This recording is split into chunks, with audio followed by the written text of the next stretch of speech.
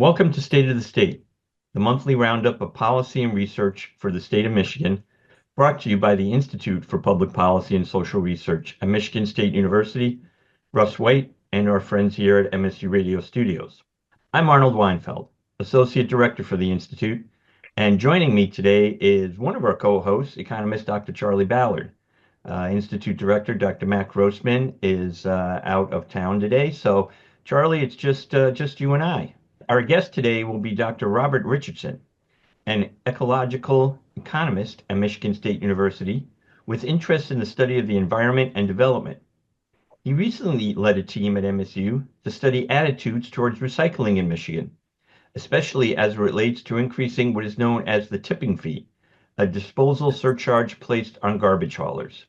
And kind of an important topic to discuss, one that our audience may or may not be familiar with, but an increase in the tipping fee is part of Governor Whitmer's 26 budget year proposal. So, but Charley, first of all, you know, it's never a dull day in the world of the United States of America these days, especially when it comes to policy and politics.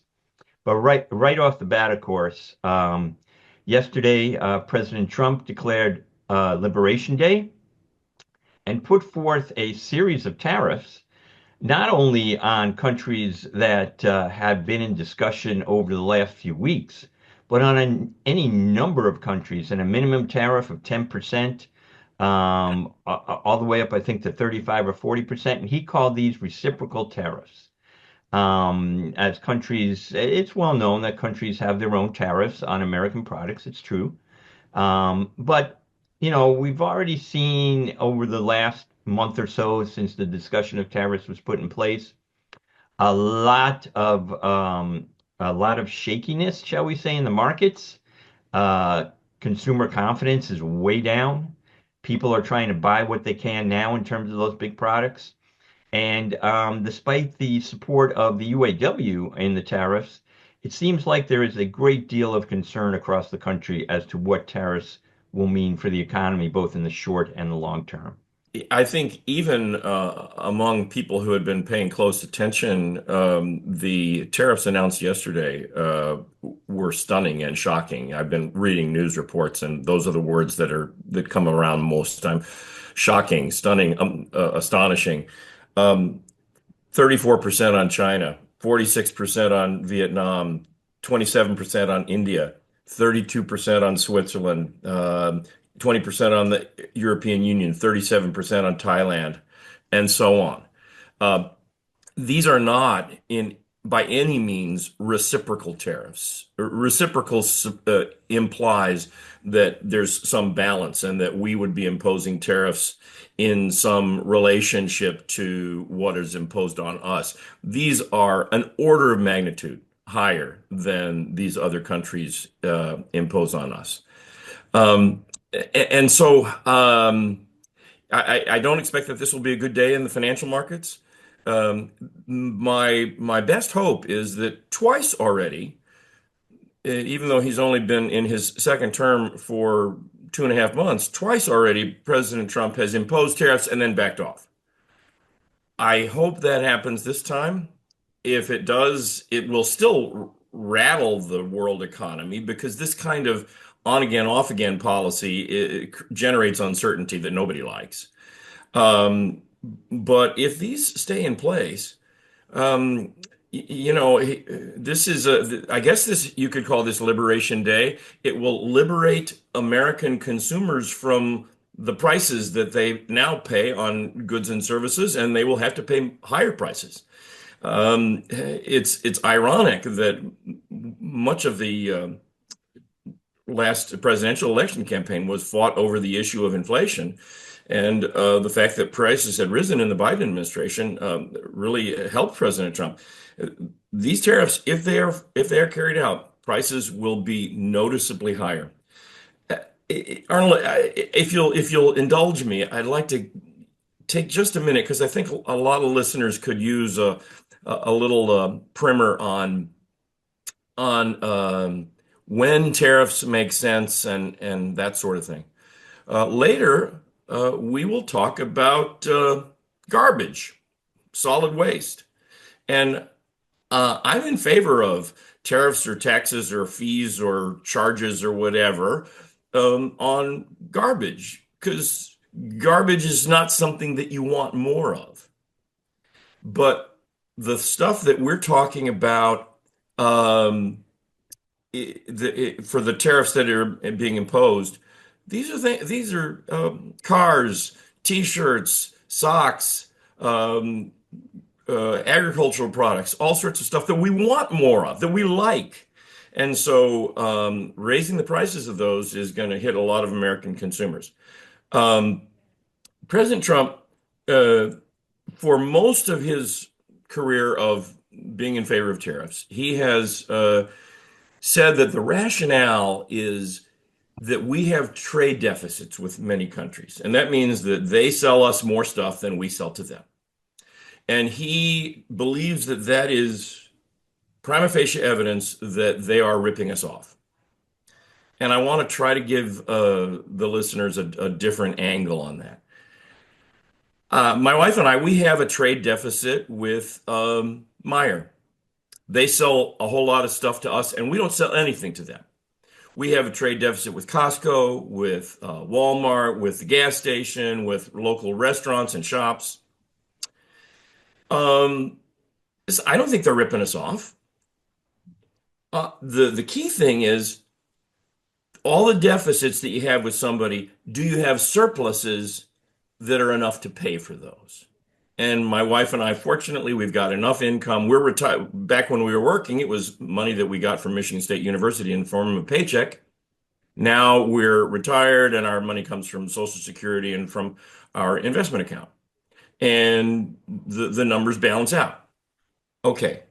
I don't know if that analogy is going to work for listeners, but I hope so. Let's go to the international scene. We have deficits with a lot of countries. That's true. We have surplus. Our surplus last year with Netherlands was $62 billion.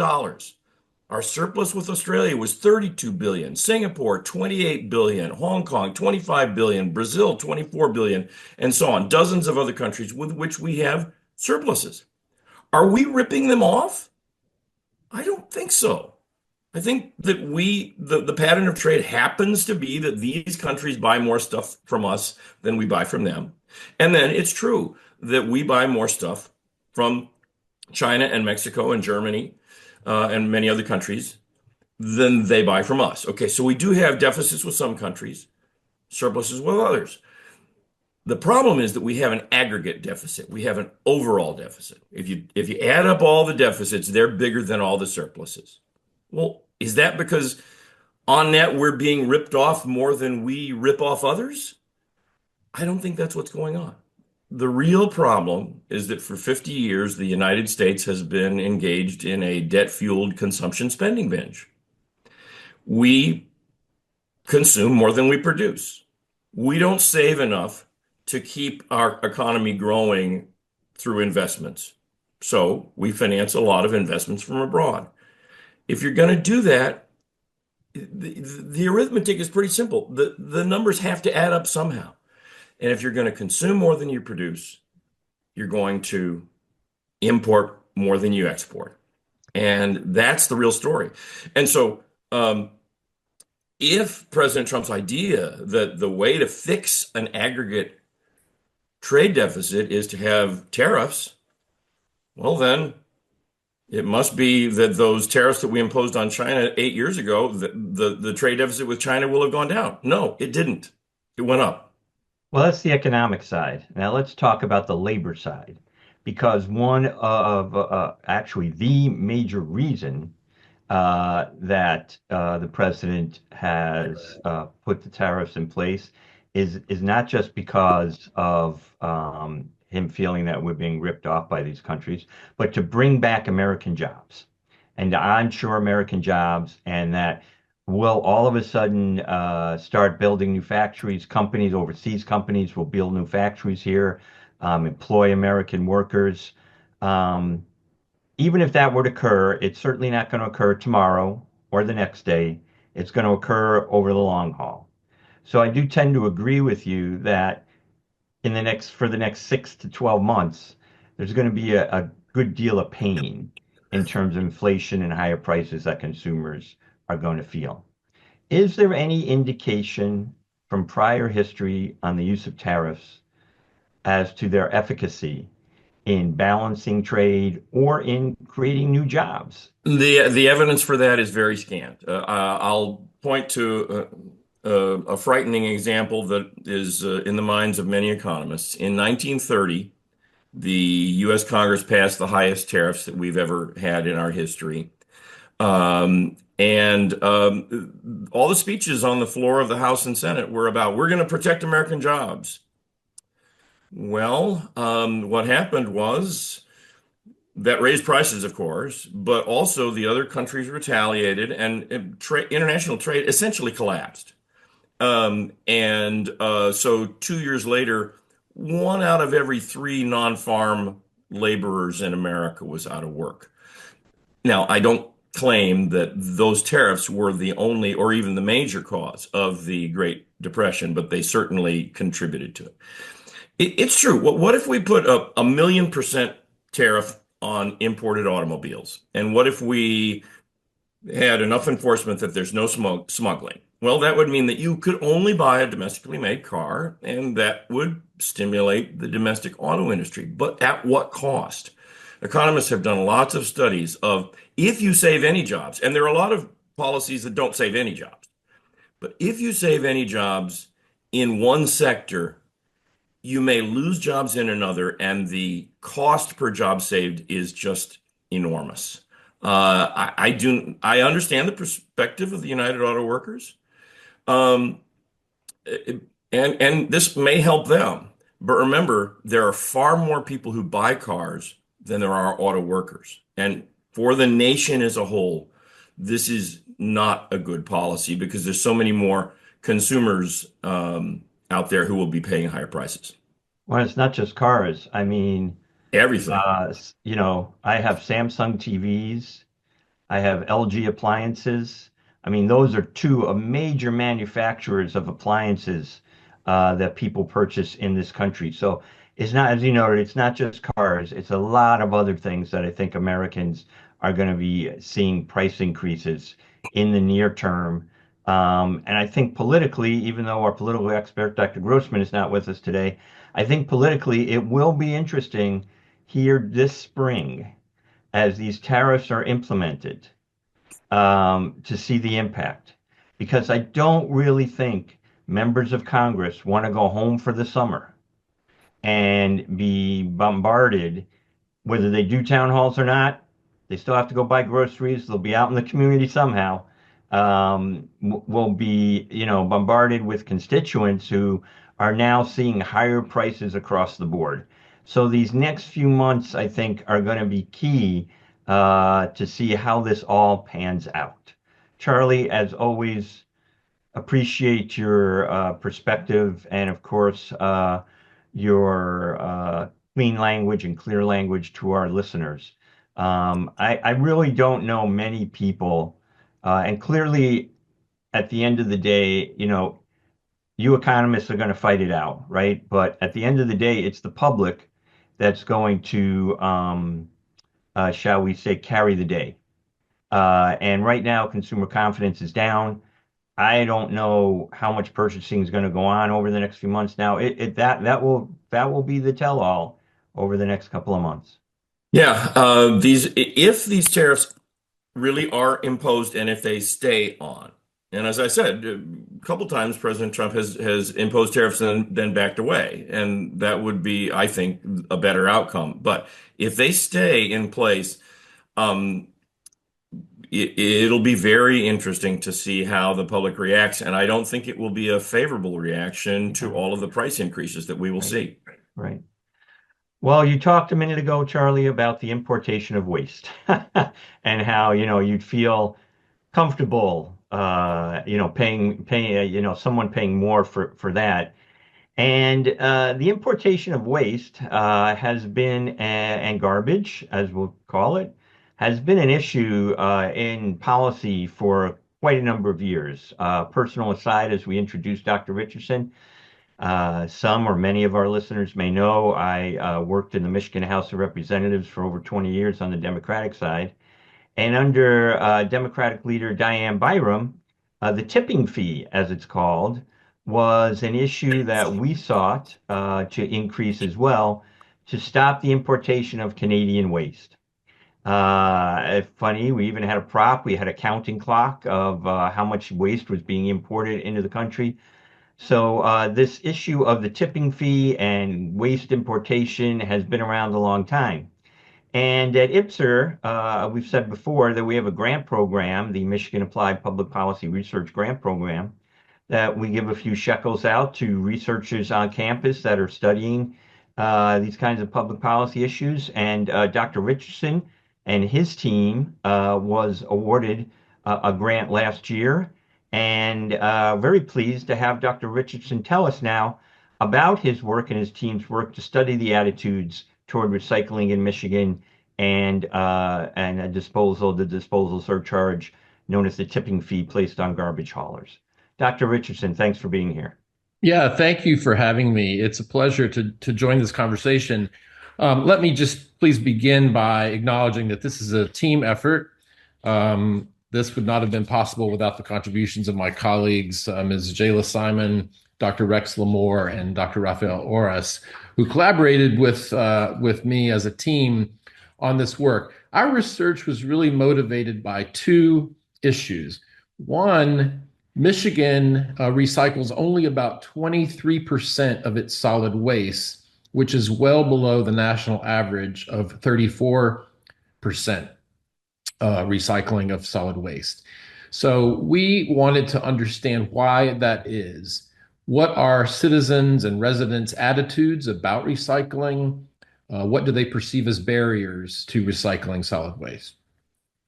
The second motivator of this research was, as you noted, the state's statewide tipping fee, which is a fee that's paid to landfills when waste management companies and others dispose of waste at the landfill. Michigan's statewide tipping fee is 36 cents per ton. The average of Great Lakes states' tipping fees is $5.30 per ton. So again, an order of magnitude greater, with Michigan only charging 36 cents per ton. At the same time, Michigan imports about 22% of its solid waste. Much of this comes from Canada and also other neighboring states. For example, Ohio is the second largest importer of solid waste into Michigan landfills.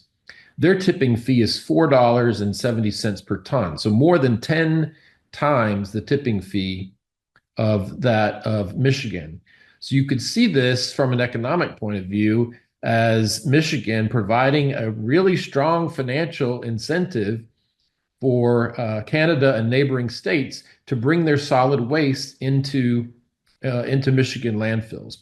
So, as you noted, we were the recipients of a grant from IPPSR to put some questions in the State of the State survey, which goes out to residents across the state to ask them about their attitudes toward recycling and about their attitudes toward the tipping fee. As you know, Governor Whitmer has a proposal in the budget to increase the state's tipping fee from 36 cents per ton to $5 per ton, which would at least become more in line with the neighboring states of the Great Lakes region and stop providing this tremendous financial incentive to bring in solid waste from other places like Canada, Ohio, and other states.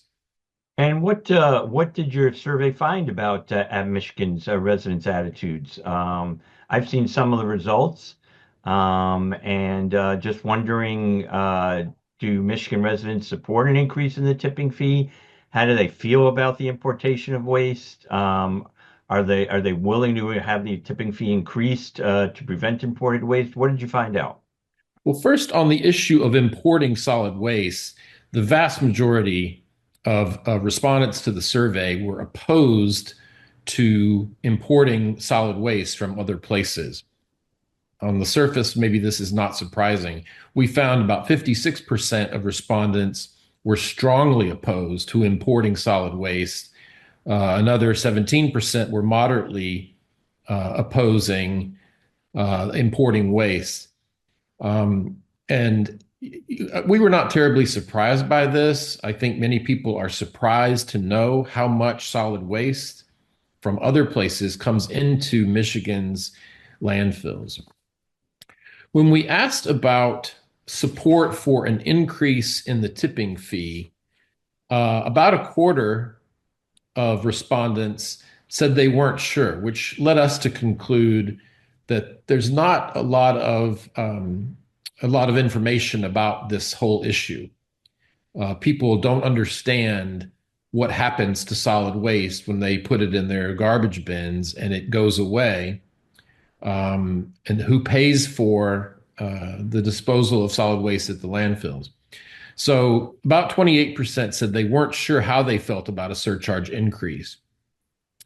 And about 20% said that they don't support a surcharge increase, which, again, if you gather that, a lot of people don't understand what this is, you talk about increasing a fee, they worry that it's going to increase the fee that's imposed on them, on households. But in general, we found about, more than half of respondents are in support of increasing the tipping fee. We asked about different levels of increase, less than $1, $1 to $1.50, and so forth. And so we got, a third or so in each of those categories, all supporting different levels of increasing the tipping fee. So we concluded from this that, first of all, there should be, better information provided to citizens about the tipping fee that we believe is providing a financial incentive for other places to bring their solid waste to Michigan landfills. When it comes to recycling, much of our findings led us to believe that there is a lot of support for producer responsibility, that consumers want manufacturers to use more recyclable material in their production of packaging and other types of products. Consumers and residents voice support for communities to provide more availability of recycling, to recycle more products. So this would allow for the reduction of the solid waste going to the landfill. So in general, our findings on the surface show that there is support for increasing the tipping fee, and that there is an interest in being able to recycle more. Something like 70% of our respondents said they believe it is important to recycle. So in terms of the attitudes about recycling that we found, there's support for recycling, but consumers would like to see more availability of recycling to make it easier, to have more products that are recyclable, and so forth. But if I could just go back to the data that I introduced, Michigan only recycles 23% of its solid waste, and yet it imports 22% of solid waste from Canada and neighboring states. So you could look at that as the importing of waste sort of just negates all of the recycling that's happening. We recycle 23% of waste and then bring 22% of solid waste in from Canada and Ohio and other places. The logic here is not very, very, very clear. And when made aware of this situation, we found that residents of the state are not happy about this. They want to see the tipping fee increase. They want to see the importation of waste decrease, and for recycling availability to be widened and expanded. Well, there is a great deal of logic if you're a landfill owner. And right, let's face it, landfills are a business and a pretty big business. Garbage hauling is a pretty big business. And the low tipping fee in the state over the course of many years, as I said, I was involved in this issue more than 20, 25 years ago, um, has given an incentive to landfill owners to increase the size of their landfills and at the same time seek business to fill those landfills. So a tipping fee would be, as from a policy perspective, would be the easiest way, of course, an increase in the tipping fee. And you noted the wide disparities. Ours is 36 cents a ton. The Midwest average is over $5 a ton. I mean, we're not even close in this regard. Would be the easiest way to maybe limit the importation of out-of-state trash would be to increase the tipping fee. On the flip side, though, you've also noted Michigan's low recycling rate as compared to across the country and across the Midwest. And while we might be able to lower the importation of garbage through a higher tipping fee, I'm not sure exactly what strategies we could put in place to encourage people to recycle more. It seems to me that the state administration after administration has worked hard to try and get public awareness of recycling. I did notice, a couple of things you did say about manufacturer accountability. Certainly, that is an item that could be addressed, and some of the effective solutions to encourage consumers more conveniently located drop-off sites. I think that is a thing that we need to look at because, quite honestly, I recycle now. I have a drop-off site. It's a couple of miles away, but again, my hauler has a service and I pay for that service. And every 2 weeks, they pick up the recycling bin and then they take it and they use. So I'm paying for that service. Not everyone can pay for that service. Although I also notice on my property taxes that I have a county recycling fee that's part of my taxes as well. So one way or another, people are paying for it. And as I said, I'm not sure how we encourage that. Any thoughts? Yeah, one of the questions we asked the survey respondents if they would be willing to pay more for recycled items. And we found about 70% of respondents said that they would be willing to pay more if they could recycle more products. So I thought that was interesting. No one likes increased taxes, increased fees, increased prices, as we've been talking about tariffs and the potential for higher prices across the board. But yeah, 70% of respondents to the survey said that they would be willing to pay more if they could recycle more. You also have to realize there's a lot of variation across the state from places like East Lansing and Lansing that have curbside recycling. It's just picked up right outside the front door. But in rural areas throughout the state, as you noted, consumers have to deliver their recycled items to a collection center. So that is, maybe perceived as a barrier. It's not a cost, but it's a cost on your time. The time involved to drive the recycled items to a collection center. But yeah, I think from the survey, we found that there was a lot of support for producers to take a greater responsibility in the products that are manufactured. You and I, when we go to the store, we want a gallon of milk or a dozen eggs. It's the product that we're interested in, but we don't get a choice in what kind of container it comes in. It comes in a plastic jug or a styrofoam carton. Those are decisions that are not made by the consumer, and yet the consumer is then responsible for how to dispose of that waste after using those eggs or milk. I'm an avid recycler, and I'm glad that there are places in Michigan where it's easy to recycle. There's a whole literature on this in the environmental economics, and many papers have been written. And basically, if you make recycling easy, you get a lot more recycling. I will tell one cautionary tale. Some municipalities have a charge of $1 or something like that per bag of what you put out at the curb or in your of your trash. That doesn't actually reduce, have been shown not to reduce the amount of trash very much.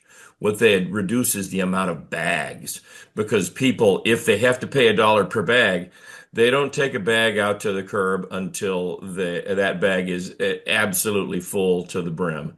So the response of bags is large. The response of the amount of trash is not so. So it's always important to think carefully about the details of a policy, but making it easier for people to recycle, there's no downside to that. Michigan's low recycling rate as compared to other states, given our bottle bill, creates a different stream of recycling in terms of our returnables. Does the low recycling rate, is that reflective of the fact that we return our aluminum cans and bottles elsewhere?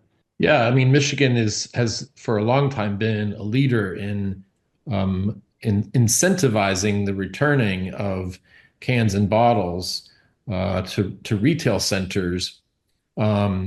It is a different stream of recycling, but again, the portion of the solid waste that's going to landfills relative to that which is recycled, the recycled is still less than the national average. Okay. So I think that, things like the bottle bill provide that financial incentive Right. not to throw away bottles in the trash bin, but to return them to retailers. That financial incentive is real.